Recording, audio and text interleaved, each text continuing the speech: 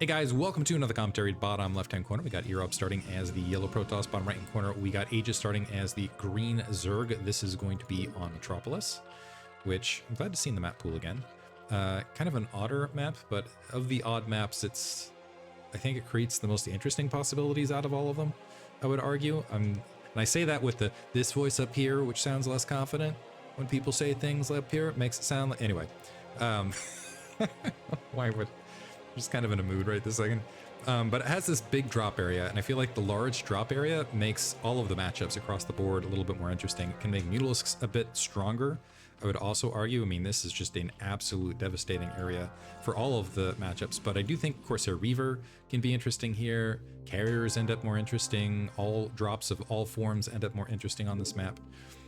Overlord making its way bottom left-hand corner for Aegis should end up with first scout, theoretically. We've got a pylon near that natural expansion to create the wall line.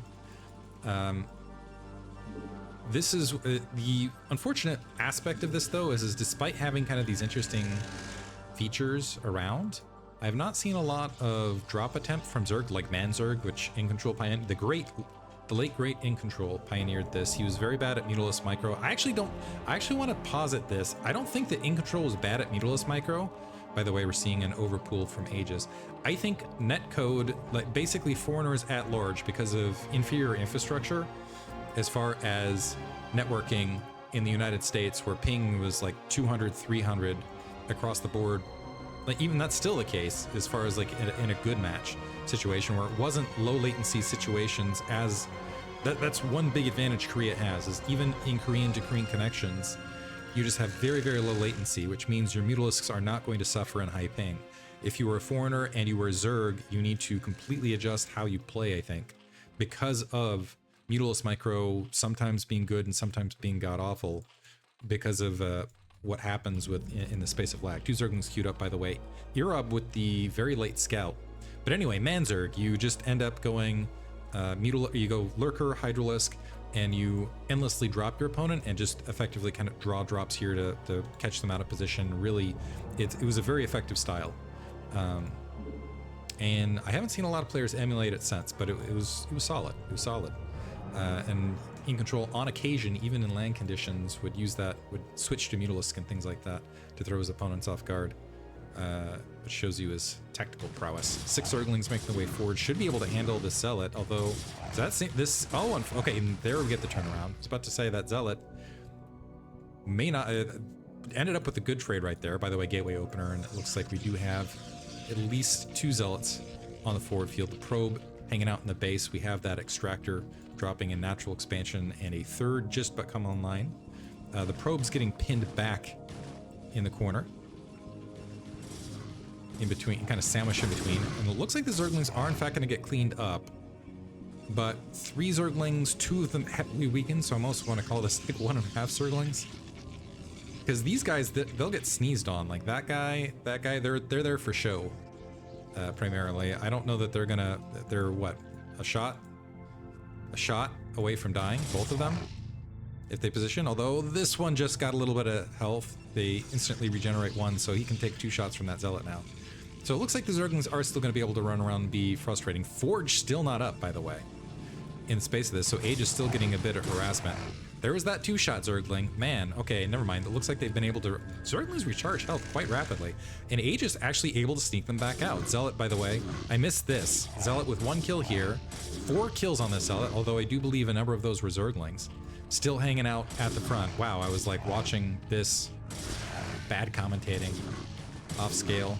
We'll rewind at the end to see what happened in this space. Mental note to rewind to about 3 minutes 50 seconds. But Aegis losing a good amount of mining time, losing considerable amounts of Zerglings, and I believe losing a few drones, or at least delayed droning and losing drones latently, being forced to build additional Zealots.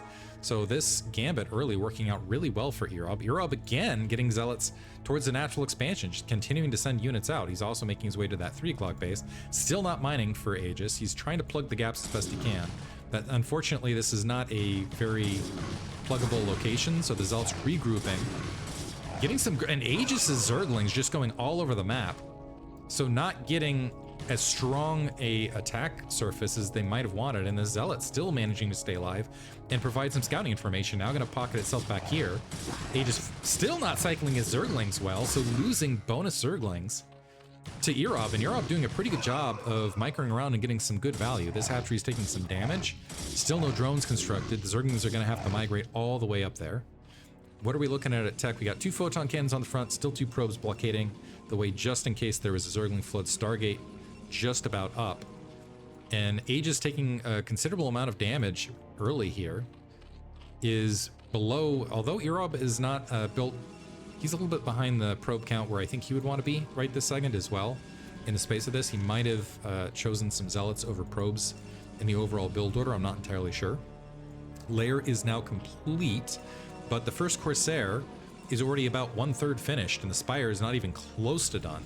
So Earob's going to have an opportunity to certainly kill the 6 o'clock Overlord, but might even be able to get some additional Overlords on top of it with this initial Corsair. He's going to have a lot of space. The question is just going to be finding it. Aegis right this second testing the front with the Zerglings, maybe to create a bit of distraction. I think he's mostly just wondering, like, can I do a Zergling run by? I feel a little bit behind in this scenario. Corsair is away, and yeah, that Spire is what, 1/5 finished? Sees a few Zerglings across the front, isn't even bothering going for the full route around. Is he just going to stop and attack? It looks like he's going to go all the way in just to see the situation. He's going to love to see this Spire at half. So now it's just the Overlord hunt. So we got one right here. 4th hatchery being dropped. Yeah, this is going to be a lot of damage. We have, I think the 2nd Corsair actually might even be able to get into the field before the Spire is even near complete. We have the 2nd Corsair, so they can just gang up and get extra speed. So we got another attack happening here. Spire, yeah, still nowhere close. These 2 Corsair making their way into the main. They're just gonna, well, oh, unfortunately they switched targets. So I still think they're gonna get these 2 Overlords. So 1 down right there. Also some Zealots stream their way out. Earob is really handling this right this second. Now we got some Scourge finally queued up, but Earob can just migrate these Corsair out. And a near supply block. Sunken Colony there at the 3 o'clock location. Sunken Colony halfway finished. And we got 5 Zealots, which is, if they move in... Yeah, by the way, another Overlord dying in the background. We might have been able to hear it on the audio. Drones pulling. Out of necessity, this is again delayed mining time. The Zealots forcing out more links. And are they going to get the Sunken? Got the Sunken at the very least. And the drones had to pull off an attack in the midst of that. Another Overlord, by the way, dying to the north here. Although I think these... Well, okay, they're going to get... that. Yeah, never mind. They're just going to be able to reposition and get back to the main. So Earob way ahead. In tech, in a lot of other aspects, he's already got that gateway play. He's got the dancing probe that's bard-like and encouraging the masses. Well, I think he's intentionally trying to trap this probe for better Corsair movement. I think he was thinking against it, and then was like, let's go ahead and do it. Zealot Lake speed and +1 weapons, just about complete. The only downside to Earob's economy right this second is that he's a little bit Corsair heavy and a little bit Zealot light, but still doing great, and he can easily grab a 3rd in the space of this. Some Scourge wandering around.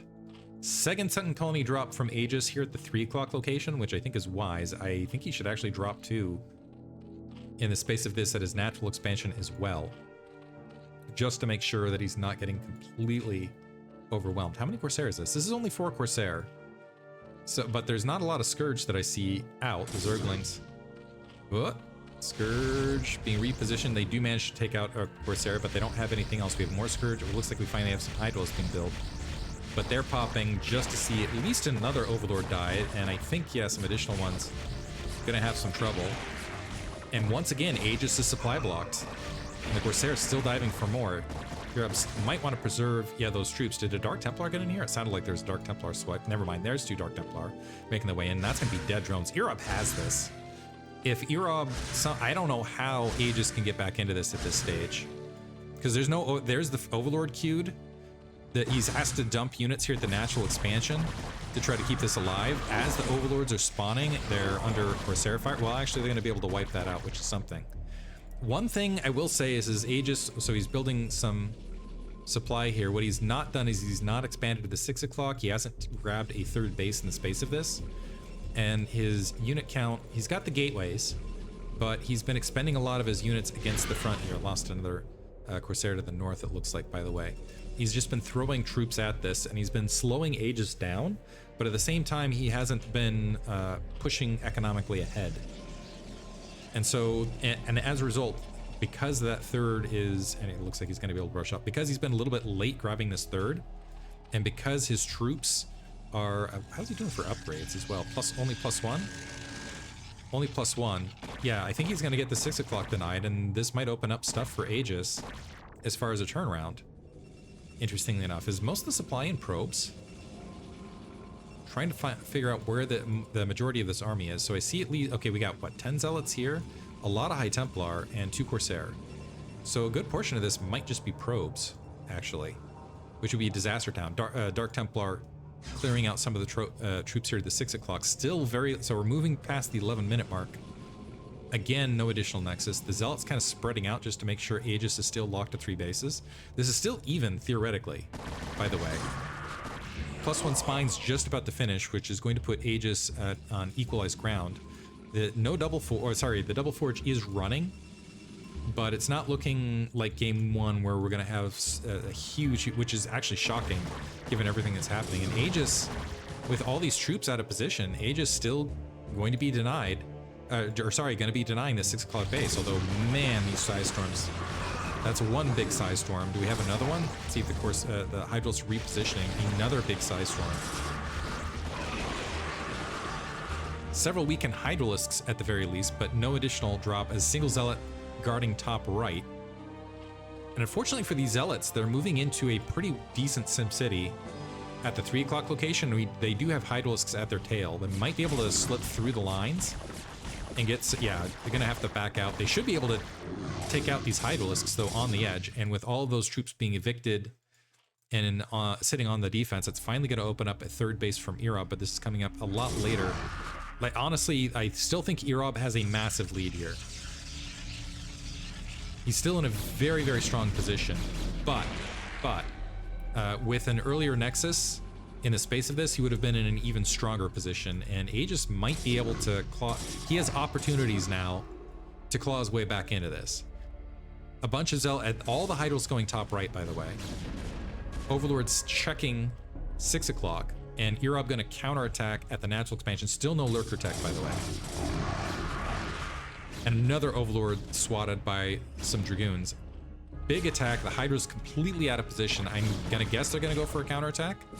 Waiting for the High Templar. Some additional Overlord's gonna die underneath. The Size Storm should be able to deal with the Hydrals coming in from the rear. The Zealots pushing all the way around. +2 weapons in their hands, by the way. I wonder what happens with +2. Do they just sharpen it? Does it glow a little bit brighter?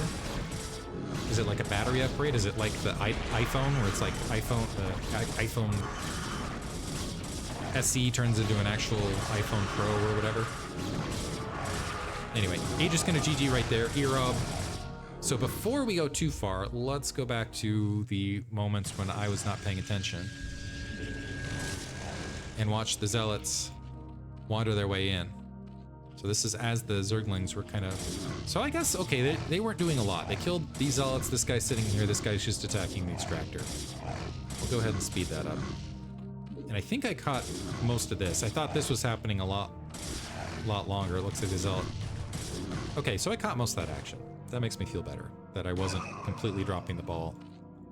My multitasking, not on par with these guys, I will say. But anyway, congratulations to Earob. He will proceed at 1-1. And Aegis still has some opportunities in the bracket moving forward. Hope you guys enjoyed it. Thanks for listening.